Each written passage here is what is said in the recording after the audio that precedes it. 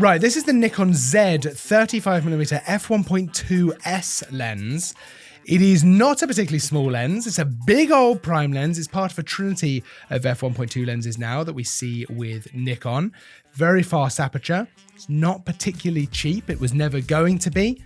But what it is a very, very beautiful bit of glass. It's going to give you some great optical quality, some image quality that is truly beautiful, and a lot of versatility in the way that you want to shoot when it comes to things like low light, separation of subject and background, getting that shallow depth of field look to your images.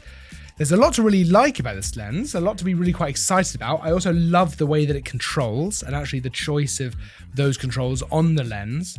You know, like I say, it's not particularly small, but I've really enjoyed shooting with this over the last week or so. I've got it at the front of the Z8 here. And like I say, this is absolutely designed as a high-end prime lens. It's gonna be ideal for things like wedding photography, where maybe you do want to shoot a little bit f1.2. If you want to shoot low light, if you want to shoot in situations where you can't control the light, you've got so much versatility for what you might want to do here.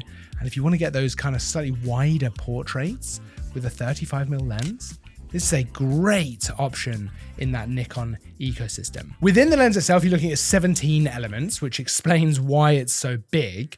But I've got to be honest, I keep mentioning that it's big. It actually sits really nicely on the front of the Z8. Right, I've not had any problems with kind of the weight of it. I actually quite like the size of it because it sits really nicely in my hands.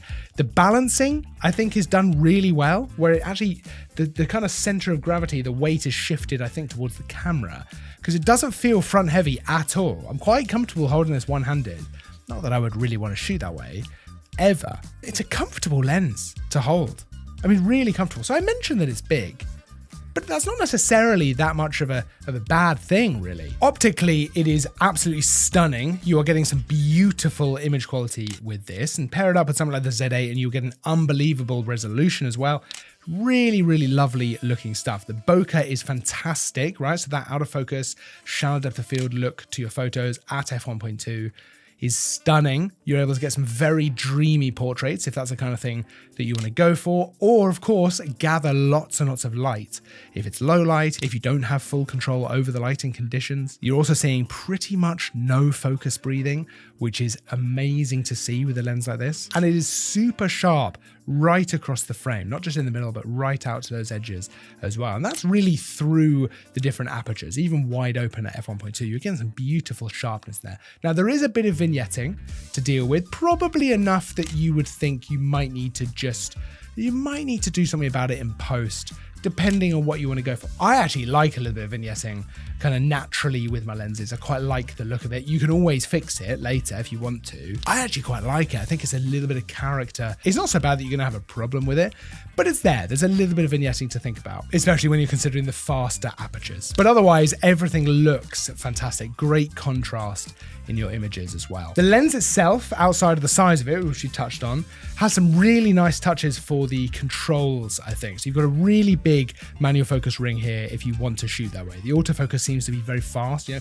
shooting with the Z8, I've had no problems with subject tracking, with kind of really keeping up with whatever I'm shooting, really. No problems at all. But if you do want to shoot manual focus, nice, generously sized, should we say, manual focus ring, which is really nice actually, because it's a nice way to shoot if you want to do that. You've got some custom buttons on there as well, on the top and on the side.